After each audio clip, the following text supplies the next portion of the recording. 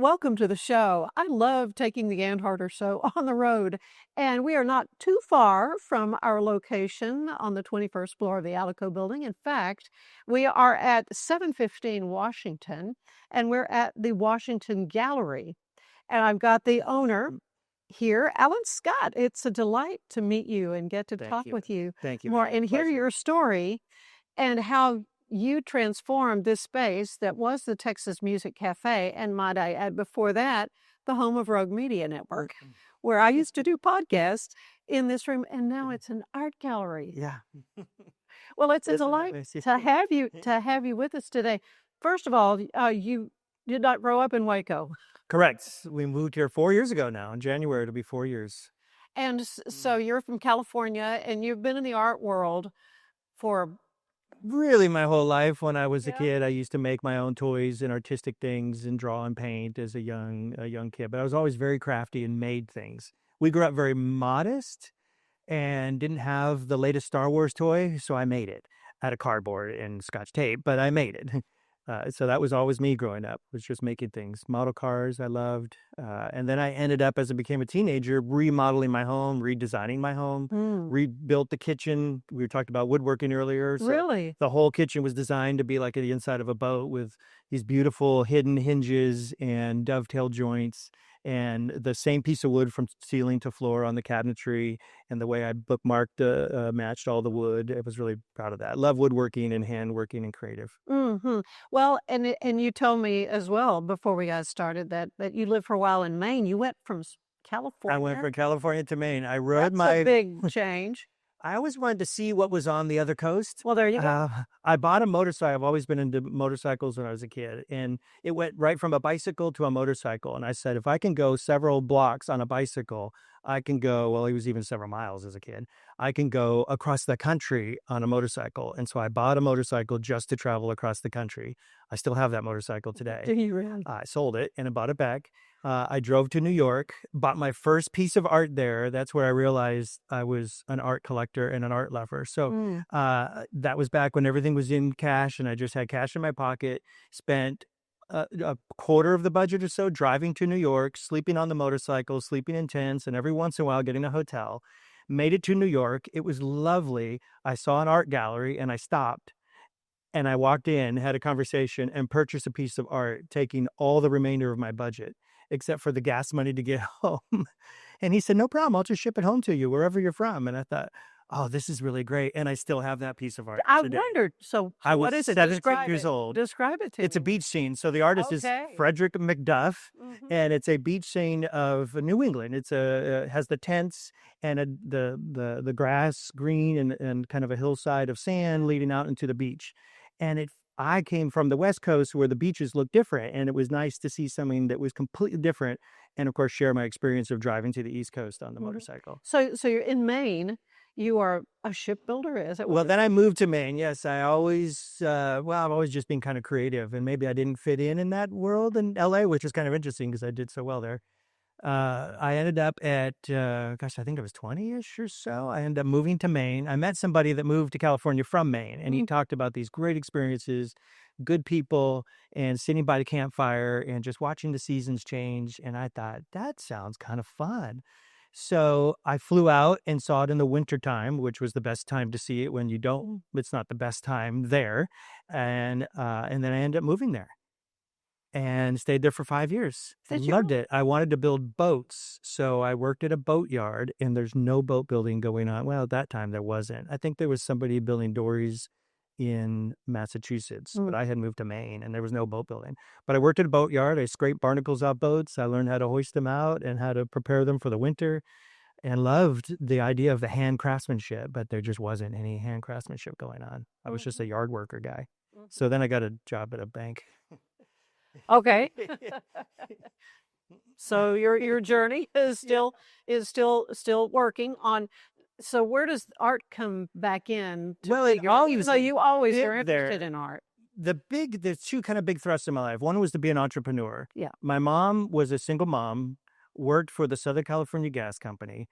And at first, when I was a young kid, she loved it. It was nearby. It was a great job and secure and a good retirement.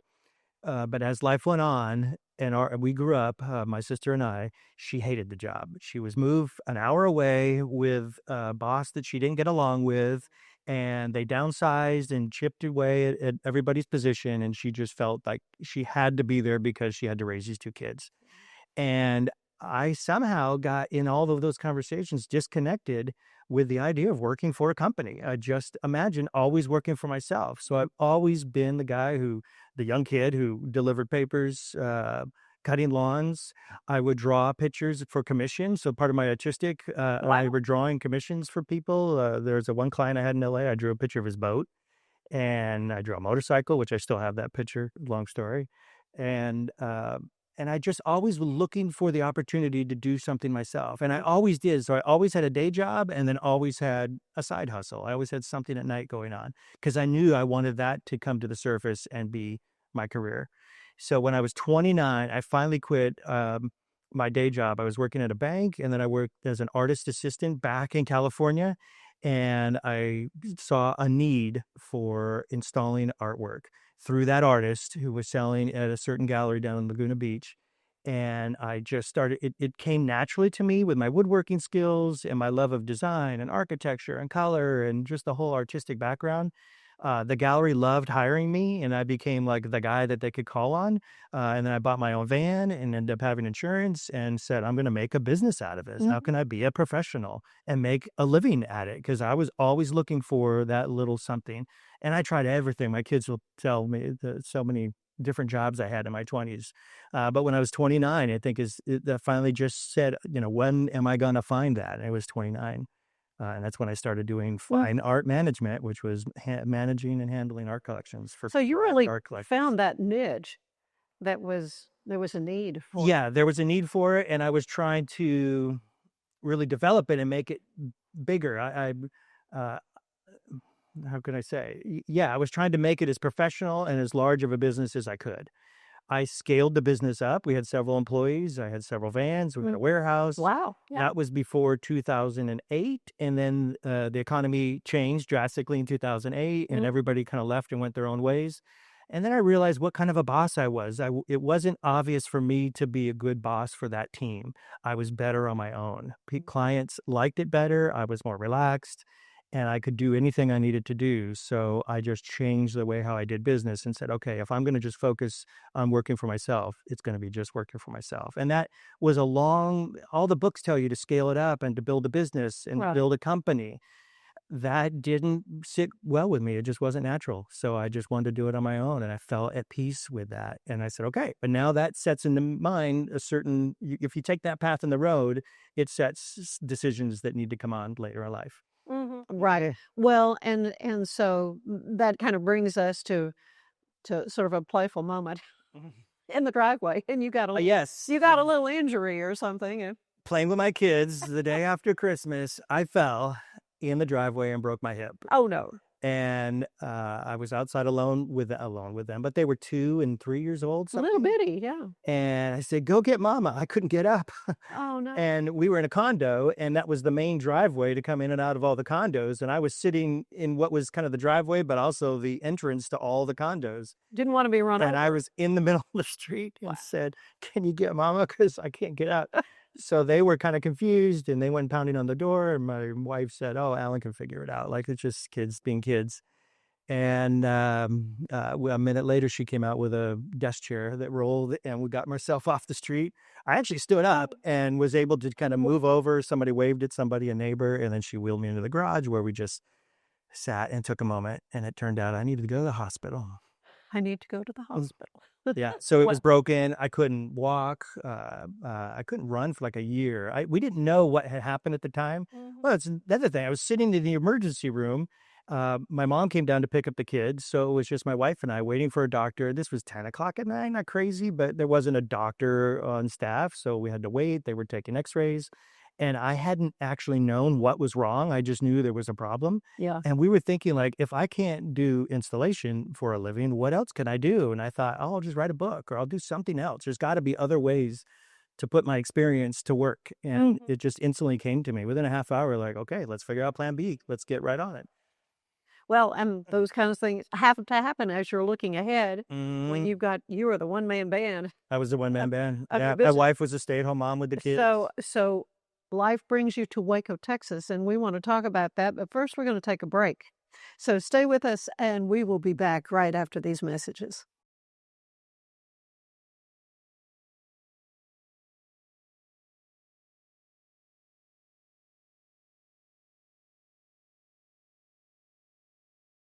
What a year 2025 has been. I am reviewing photos. I just sent out an email today reviewing the end of the year, and I'm putting together a little slideshow. I'll try to do something for Instagram. I'm not that great at editing, but I just had to say thanks. It's been really a great year.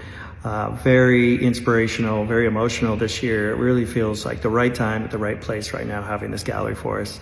And the city of Waco seems to love it. We get a lot of thank yous as people come in, putting together just such a gallery like this. And I want to say thanks to the artists. They have really, not only the artists that we represent have done an amazing job putting some wonderful work together. And when I see them work hard, that really inspires me. And I want to work even harder. Like, I can't not work hard when I see them putting their heart and soul into their work. So, and then we've had a lot of guest artists too. We've had junior high school, grade school artists, high school artists, Baylor students. We hosted a show for, actually 2 shows, I think, for Baylor students. And then the shows that we've had for our artists that we represent. It's just been wonderful. And the amount of people that have come through has really been impressed with me. So I wanted to say thanks to everyone and to our friends and collectors. We have sold a few pieces this year, and it really is great. They have gone really mostly around the country. We've sold a few to some people outside the country.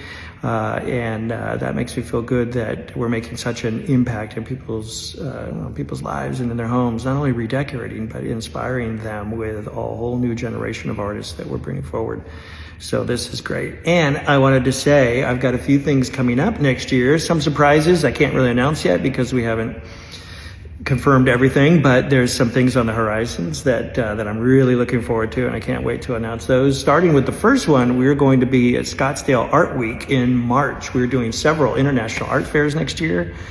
March 19th through 22nd, we will be in Scottsdale, Arizona at Ferrari Art Week, bringing the gallery and having a wonderful show to start off our new year and new programming. So look for us. If you're all around Scottsdale, it's going to be beautiful there. So we were going to come to a few different cities this year and expand our horizons, expand our collectors, and expand our friends at the gallery. So, and then there's a couple other little surprises that I'm hoping to come through with. So stay tuned. Should be a fun ride. Look forward to 2026. Bye.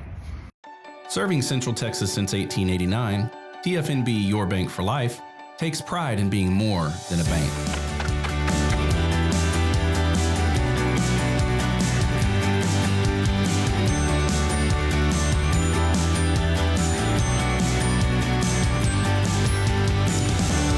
TFNB, we remain committed to these principles. If you value them too, come join us. TFNB, your bank for life.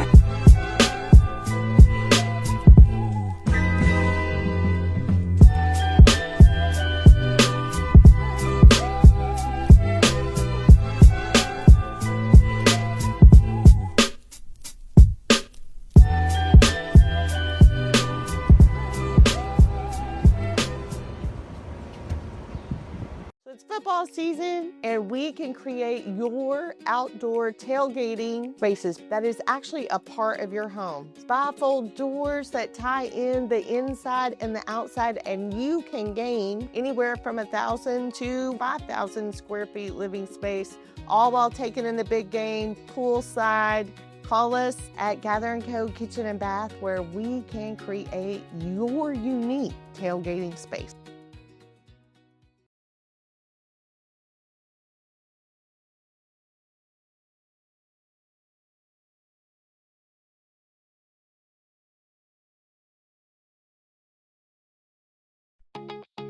Hey Waco, meet your new favorite email. It's called the Waco Buzz, the local newsletter that skips crime and chaos and gets straight to the good stuff. New restaurants, hidden gems, weekend events, and stories that make you proud to call Waco home. It's quick, free, and written by people who love Waco as much as you do. Join thousands of neighbors who already start their mornings with the Waco Buzz at thewacobuzz.com.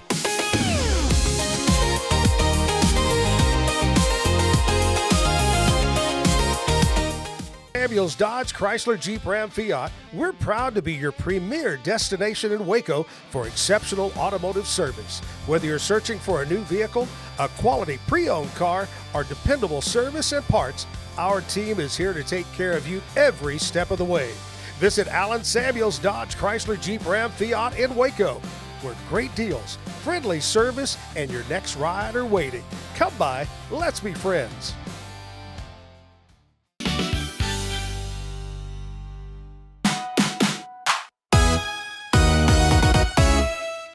Zimmerman Law Firm is covering Uber, Lyft, and cab rides to ensure your safety this New Year's Eve. They are proud to present their free holiday ride-sharing cab program that promotes good behavior. If you decide to go out and drink over the holidays, make the responsible choice and take an Uber, Lyft, or cab ride home. And guess what? Zimmerman Law Firm will reimburse you for that ride home. They are working to make our community safer and help everyone get home for the new year.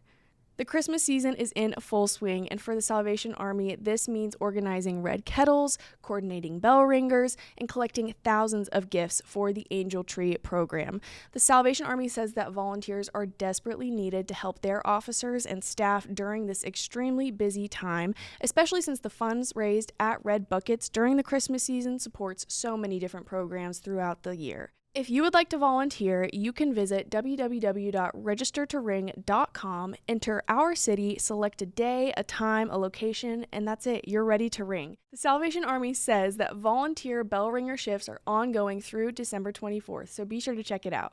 I'm Elizabeth Riley with Act Locally Waco, and I will see you next time.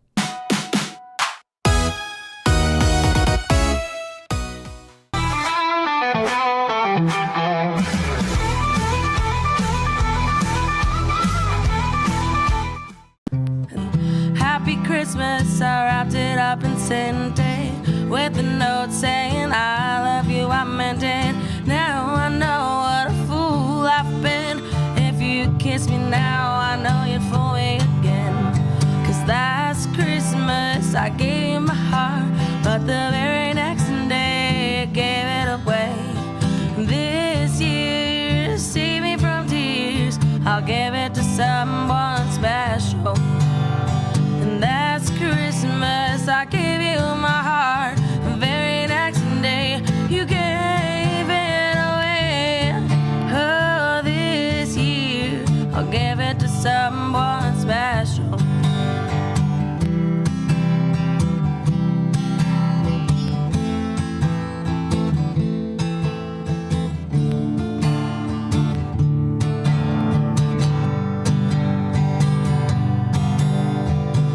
A crowded room, friends with tired eyes. I'm hiding from you and your soul of ice. My gosh, I thought you were someone to rely on.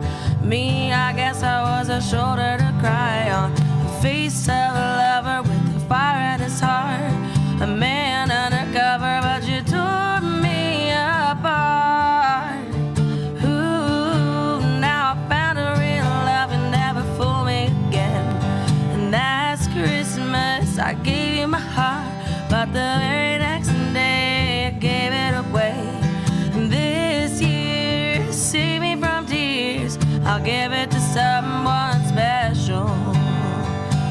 Last Christmas I gave you my heart, but the very next day I gave it away. This year, to save me from tears, I'll give it to someone, I'll give it to someone special. And we're back with Alan Scott in the beautiful Washington Gallery here at 715 Washington Avenue. And you were telling us about suffering an injury that made you think, what am I going to be doing down the road? Yes, as I got older, you start to think, what Yeah. can I do and how long can I do this for? That job often put me on a ladder. I love most aspects of it. Right, because you're hanging art. But hanging artwork, yeah, I was just found myself on a ladder several times a week, and I just knew I can't do this forever. And I didn't build the company, didn't scale it. It was really a solo business. I absolutely loved it, but what do you do with that? And as a family, we kind of talked about what life would look like after that time of our life. I'd been doing it. So by the time we moved, it'd been 30 years I had been doing it. So the last couple of years, we just talked as a family, maybe if we sell everything and move to a small town, how exciting would that be? We could just do something Reinvent else. yourself. Just do something else. I love small towns. We even talked about going back to Maine, but Okay, so how did Waco get on your radar? I flew into DFW during all this house hunting time and deciding where we would go. It would get more serious as time went on. I flew into DFW for something unrelated and saw beautiful countryside, lakes, trees, and farmland just an hour outside of Dallas or Fort Worth. And I thought that is very appealing because it's close to a big city, but you're out in the country. And I just knew from my experience in Maine, if I go too far away from a city, we might separate ourselves too much from all the things that we like. We had kids, and my mom was moving with us. We still wanted to be in a city type environment, but out in the country. So I thought if I rent a car, I could zigzag all around Texas and find like a really great spot. So several weeks later, I just planned it on my calendar. I went back, rented a car from DFW and drove south and zigzagged all around. Obviously, Waco was on my mind. I'd heard of Magnolia and a TV show. Said, I got to stop by there. We went, I went all the way down to Dripping Springs. We just kind of zigzagged. Oh, yeah, that's a happening place too. Yeah. We had friends that moved to Dripping Springs. Yeah. And when I didn't really want to be in a large city, so we were just looking for just a cool little spot. So Waco seemed to be a nice size for us that was big enough to have a movie theater and Lowe's and restaurants and things. But yeah, we're still 20 minutes out. We're in Robinson, so we're still 20 minutes out. And we got a couple acres and built a house for my mom. And we just imagined like that would be a wonderful spot. And if we didn't like it, we could just move and go somewhere else. If we can move here, although once you put the effort in, you kind of feel, and then we loved it. Like I took a year or two off and built the house and just got involved with hobbies and things and really let the stress, it was very stressful and the traffic, let that kind of melt away. And then I woke up one day and said, okay, I think it's time to look for our next chapter. Yep. What is that? And doing everything that I've ever done my whole professional career in the art business makes perfect sense. When I look back at all of this, it makes perfect sense. Yeah. So you found this space on Washington. was It was for the lease. Texas Music Cafe. Well, it was for lease at that time. So we Okay. had been to the Texas Music Cafe or Niggers had and been, right. Varieties. What's that? It had been the Texas Yes, Music Cafe. yeah. So then they had moved and it said for lease on the front window. We had been here as a guest at the Texas Music Cafe. Yeah, I had watched the band play and I was familiar with the building, but also at the same time they were working on the hotel next door. So the Hotel 1928 was under construction and the building was for lease. And it called to me. I stood across the street. I remember pulling over in my car and just standing across the street and it just said, somebody should open an art gallery here. This is a great spot to have just a nice little art gallery. It just seemed like a good location. And I went home thinking somebody should do that. But that didn't take long to have the conversation like, what would it look like if I did that? Yeah. And we started thinking about it. And then I called my friends who were artists. So I had known throughout my career, I'd met a lot of great artists. And I started calling them and saying, I'm thinking of opening an art gallery. Please talk me out of opening an art gallery.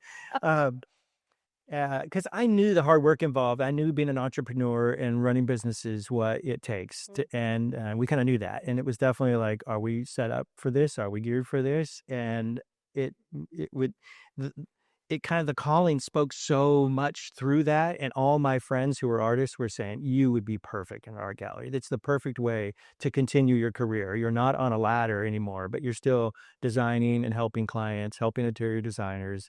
And now you can even help artists in so many more ways, especially knowing the business from the inside out. It became obvious. So you have special exhibits, but right now for this time of year, you kind of focus on a certain number of artists that you show. Is that so? A traditional art gallery runs in a business model that manages artists. So you represent artists, artist representation. You can also feature artists. You can have guest artists. There's lots of other parts around that. But the basic core is you're managing the artists and their careers. So the artist works hard for the gallery to do their best work, and the gallery works hard for the artists to showcase their best work. And you market the gallery and you market all of the artists nationwide, really, is kind of the way I'm thinking of it. So the artists involved, you get to know them, you get to know their limitations, you get to know when they can do a show.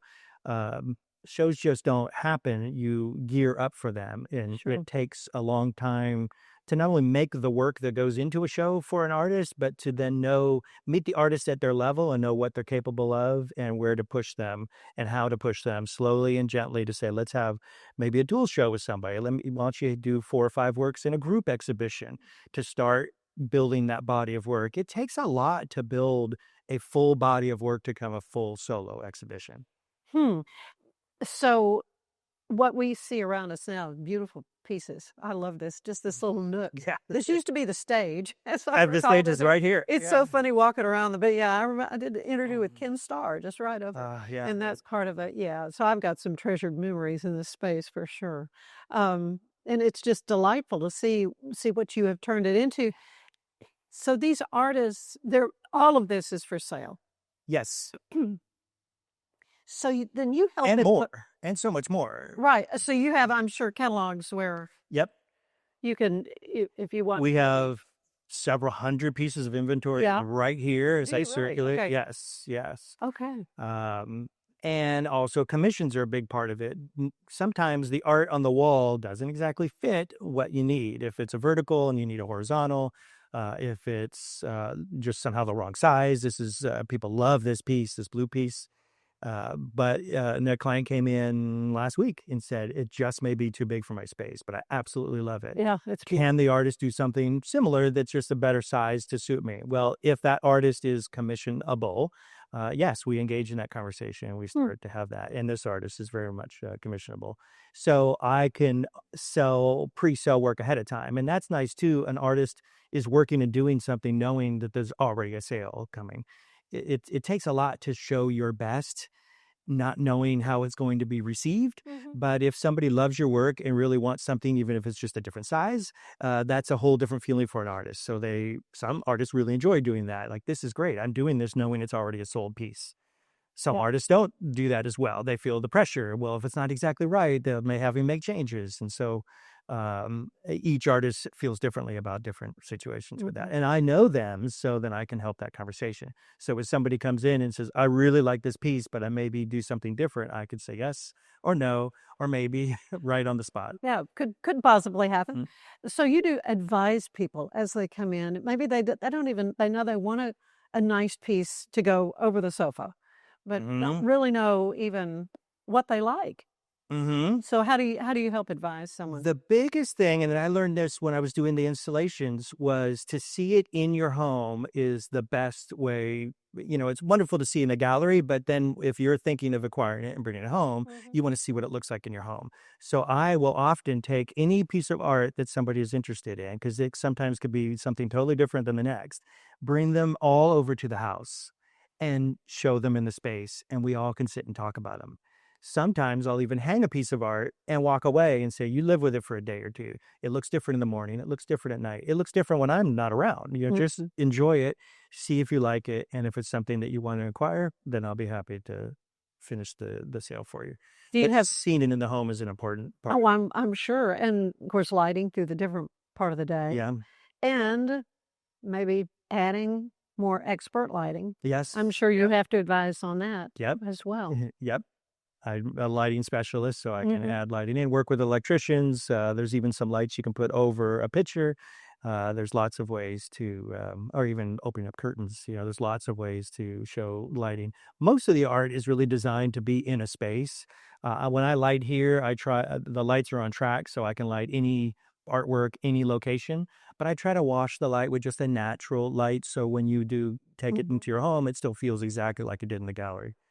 Yeah, there's a lot of good natural light Yeah. here and in this obviously the space too. natural It light. really is a great spot for an art gallery. Do you have somebody maybe you recall in all the folks you've helped that really kind of stands out as someone who's really struggling finding the right piece of art and you Oh, yeah. you helped them and you felt like, this is great. Oh, yeah. I've had clients for years saying, we bought this house years ago, we designed this house years ago, we moved here years ago, and our kids were young, and now they're older, and we still haven't found the perfect piece for this one place. Still looking.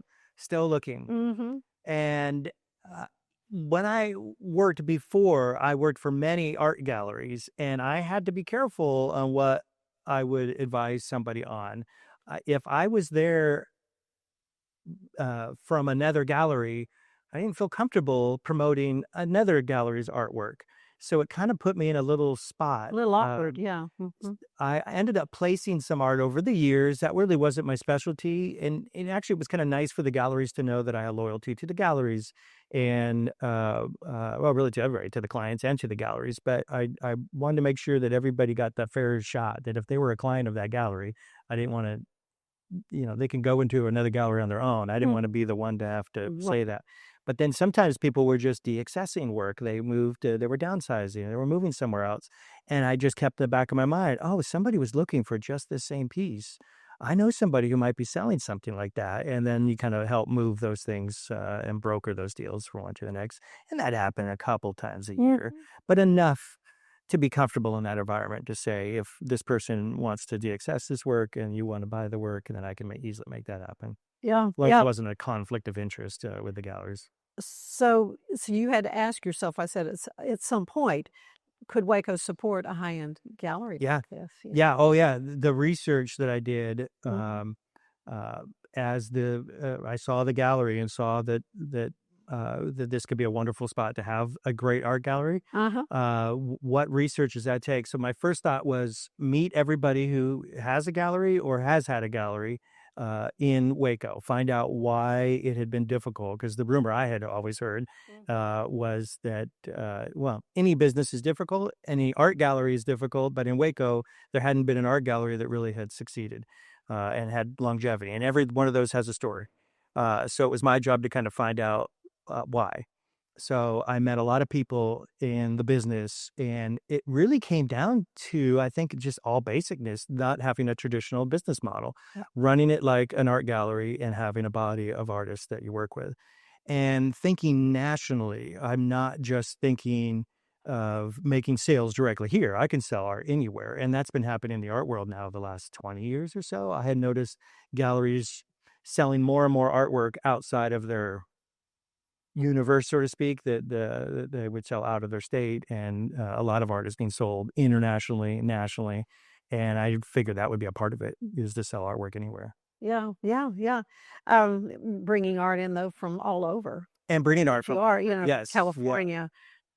So now we have Dallas area. 6 or 8 different states that we have artists from. So we have Huge, 30 yeah. artists we represent. I think 6 are from California, 20 are from Texas, and 10 are local Waco artists. And that kind of helps tell our story too. We moved here 4 years ago, and now I'm meeting new people and meeting new artists, and they're meeting me. So to have 20 artists here from Texas, to me, is real exciting, especially great quality artists that are really professional and wonderful to work with, because they're new. They're all a part of my new story, my new chapter. Yeah. So it feels really good to bring some new fresh things. Well, fresh things in from my past, so to speak. So my professional career, I can bring some of those artists and then bring some new things in that Waco hadn't seen before, and really curate it all with a certain eye for just clean, honest artwork. That's what I think of. Just clean, easy, and honest. Yeah. If you're going to advise someone, what is the first thing you think they shouldn't do? Do you have any like, don't do this when you're Don't try to looking please to anybody. buy a piece of Yeah. art? The biggest thing, and somebody came in last week their husband really and them had a hard time trying to decide what art to get. And I met them at an art fair in Austin. And they said, could you come to our house and help us just advise on the artwork that we have and maybe how to go forward? We don't know what to get. We want to grow with this. We love great art, but we're just afraid once you commit to buying something, which is another reason bringing it over ahead of time before you commit to it helps them see the vision of what it would look like in their house. But they were just really at a standstill. And she came into the gallery last week and reintroduced herself, because this was more than 6 months ago that I had seen her, and said, and I reminded her, it came to mind, and I asked her, do you still need me to come over to your house to advise you? And she said, no, actually, my husband and I are getting along great because you gave us some really good advice that day. And I said, really, what was that? She said, to buy art that you love, and it will all come together. It will all work out. You buy it because you love it, and then you find the right place for it. And I think that just gave that relaxed feeling of, it's okay. If you really love it, just buy it. It's okay. And then we'll come up with a nice spot for it. Well, and you said you were often complimented as being a great marriage counselor. Yeah, right. Yeah, it goes back to being a marriage counselor. Though. Yeah, I'd step into a home, and the couple would often say, "We have a disagreement on where things should go. We're asking you to settle that disagreement. So, Alan, where do you think it should go?" And I have to tiptoe through that. So, yes. Yeah. Well,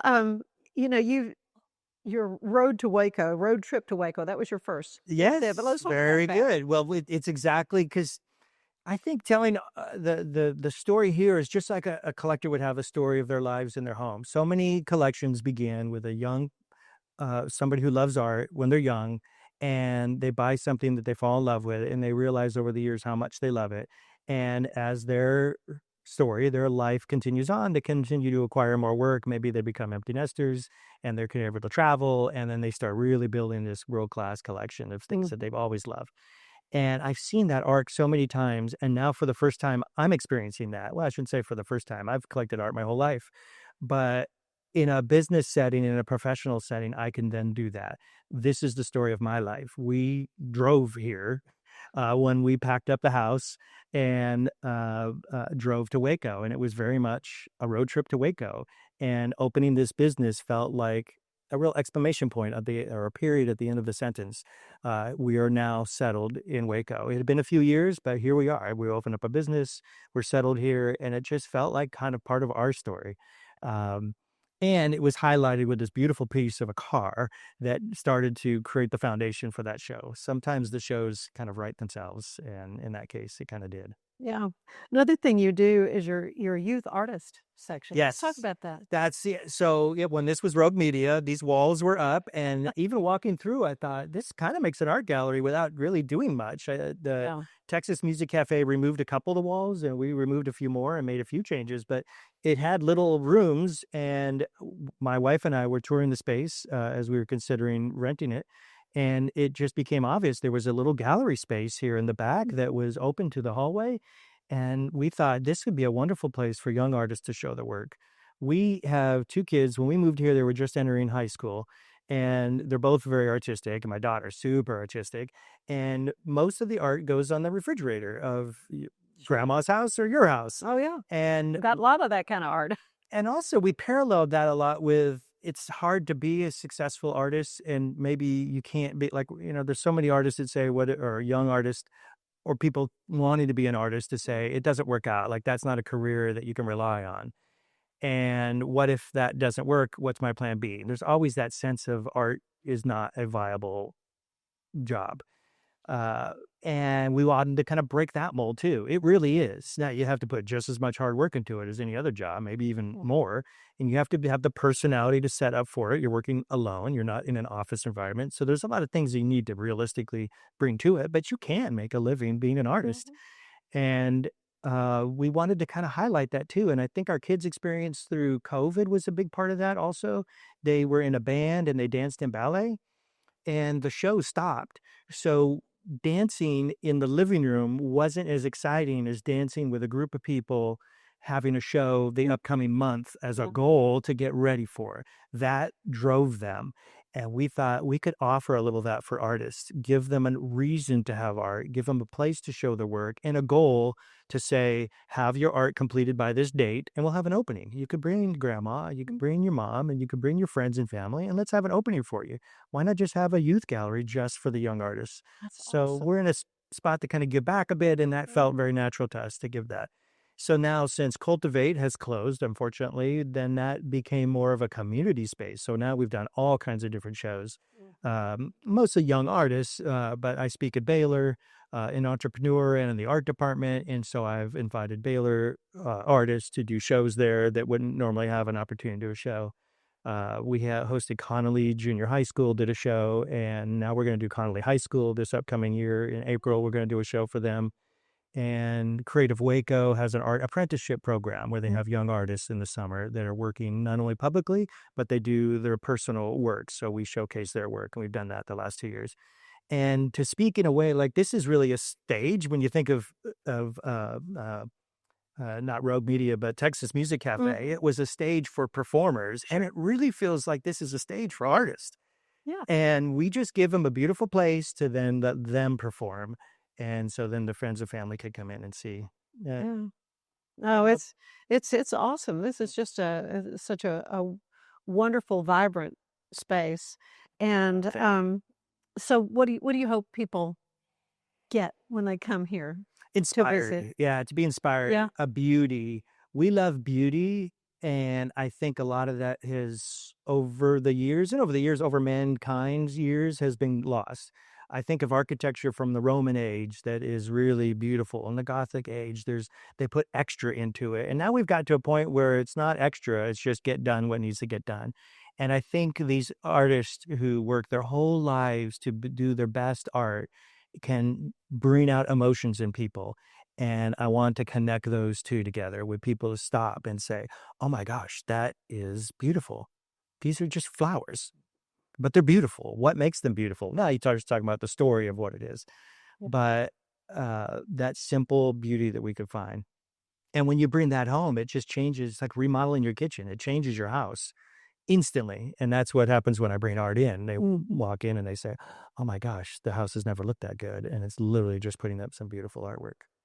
So how can folks get in touch with you other than coming into the gallery? We sell art all over the country. And so we're on Instagram, WashingtonGalleryWaco.com, where there's kind of an inside look of all the daily happenings of things that are happening. Somebody can reach out through that. My email is alan@WGWaco for Washington Gallery Waco. I have a website, which is WGWaco.com, and they can see all the art. In fact, everything is cataloged on the website. Everything we have there is on the website. All the artists are there. And then this upcoming year, we're doing 3 international fairs.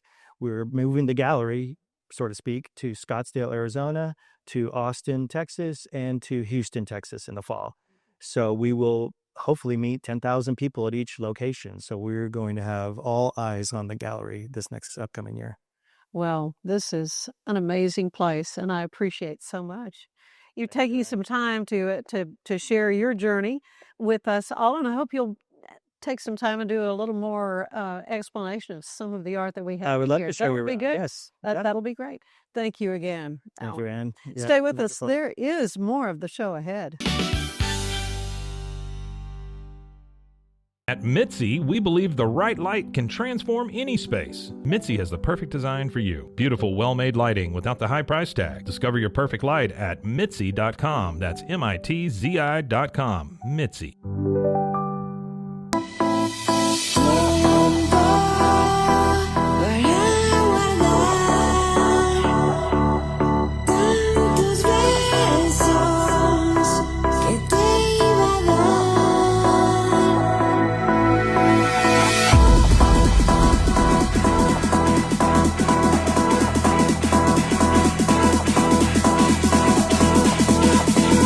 Send money abroad in just a few steps with Remitly. Sign up with your email, enter an amount, choose how your loved ones receive the money, enter your recipient's information, select a payment method, hit send, and relax. Download the Remitly app today.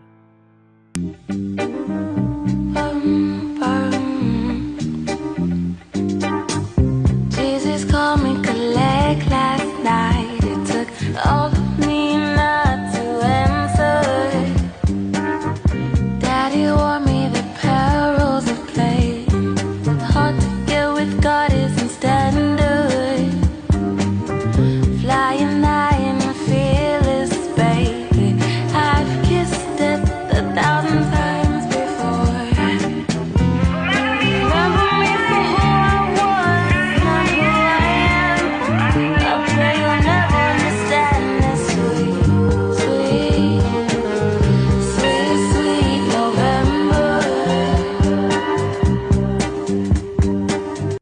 doesn't matter if your investment budget is small or big. All you need is Benzinga Pro and its powerful news alerts, price tracking, and portfolio monitoring. Subscribe now, and we'll skyrocket your portfolio today.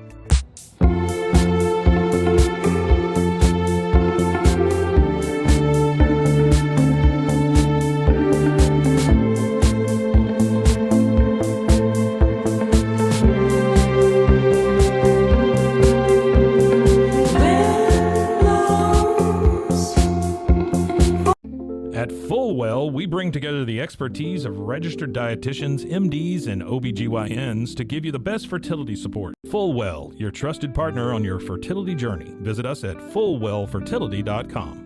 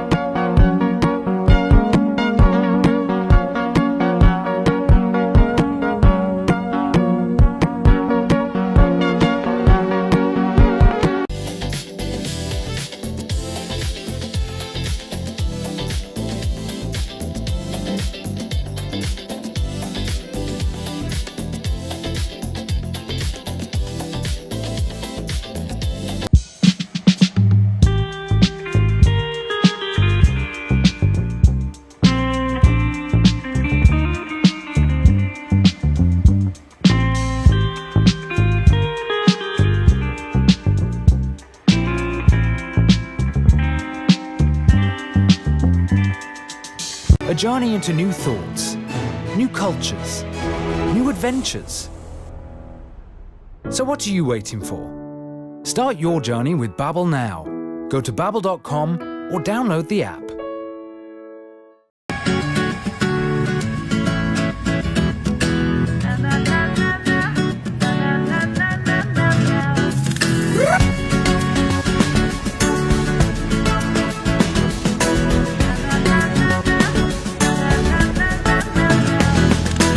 Send money abroad in just a few steps with Remitly. Sign up with your email, enter an amount, choose how your loved ones receive the money, enter your recipient's information, select a payment method, hit send, and relax. Download the Remitly app today.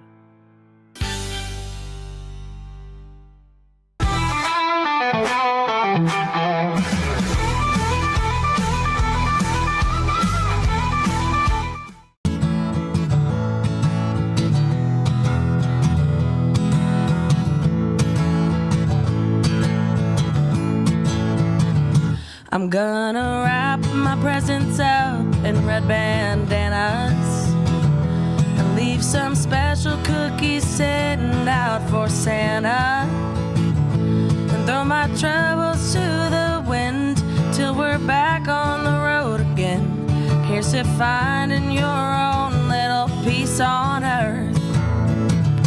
And I hope you have a really nice Christmas. If you're in Lukenbach or Waikiki, and I hope you have a really nice Christmas. Yeah, may we all stay higher than the angel on the top of the tree, and don't get caught up in the hustle and bustle. This time of year ain't supposed to be so stressful. Here's to easy silent nights, finding your own paradise with whatever family you might call your own. And I hope you have a really nice Christmas. If you're in Lukenbach or Waikiki, and I hope you have a really nice Christmas. Yeah, may we all get higher than the angel on the top of the tree. And I hope you have a really nice Christmas. May your Christmas be more green than blue. And I hope you have a really nice Christmas. Yeah. And I hope you have a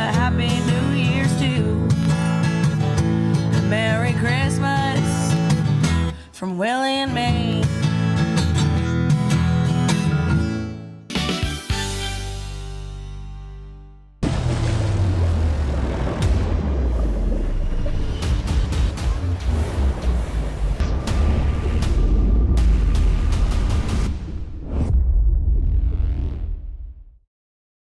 Studio quality voiceovers for your videos online in over 149 languages and dialects. Never been easier to create professional grade videos and voiceovers. Try it today at easeus.com. That's EASEUS.com.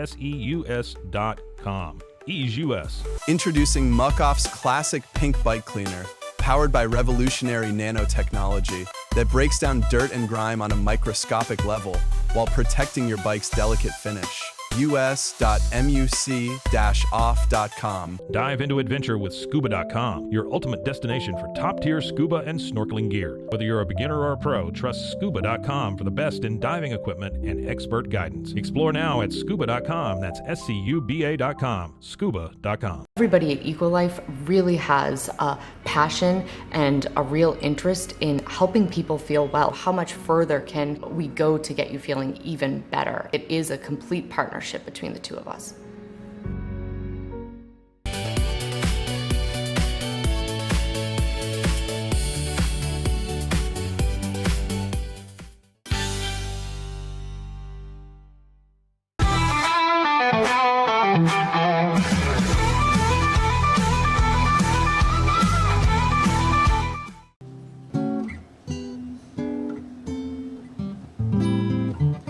I'll have a blue Christmas without you. I'll be so blue just thinking about you. Decorations of red on a green Christmas tree won't be the same, dear, if you're not here with me.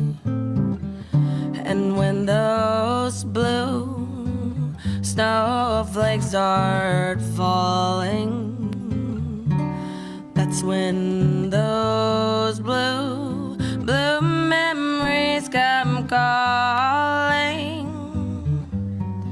You'll be doing alright with your Christmas of white, and I'll have a blue Christmas.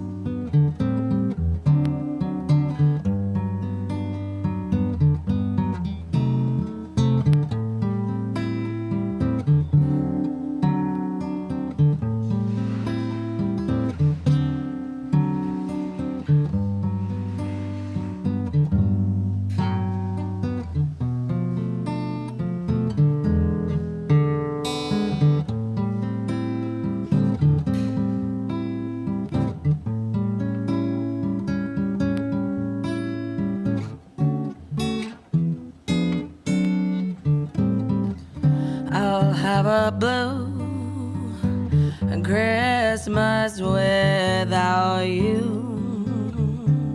I'll be so blue just thinking about you. Decorations of red on a green Christmas tree won't be the same, dear, if you're not here with me. And when those blue snowflakes start falling, it's when those blue memories come calling.